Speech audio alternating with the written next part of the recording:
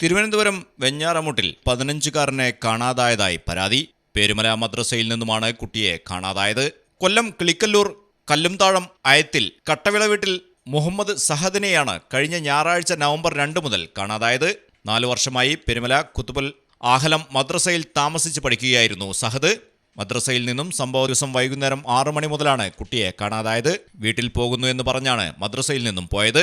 ഇതിനുശേഷം കുട്ടിയെക്കുറിച്ച് യാതൊരു വിവരവും ലഭിച്ചിട്ടില്ല. അടുത്ത ദിവസം രാവിലെ 11 മണിയോടുകൂടി രക്ഷിതാക്കൾ മദ്രസയിൽ വിളിക്കുമ്പോഴാണ് കുട്ടിയെ കാണാനില്ല എന്ന വിവരം അറിയുന്നത്. പിന്നീടാണ് പോലീസിൽ പരാതി നൽകിയത്.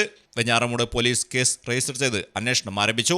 കുട്ടി നടന്നു പോകുന്നതിന്റെ CCTV ദൃശ്യങ്ങൾ പുറത്തു വന്നിട്ടുണ്ട്. 2-ാം തീയതി വൈകുന്നേരം 6 മണിക്ക് കാണാതായ കുട്ടിയെ സംബന്ധിച്ച് അടുത്ത ദിവസം ഉച്ചയ്ക്ക് 2 മണിയോടുകൂടിയാണ് പോലീസിൽ പരാതി നൽകുന്നത്.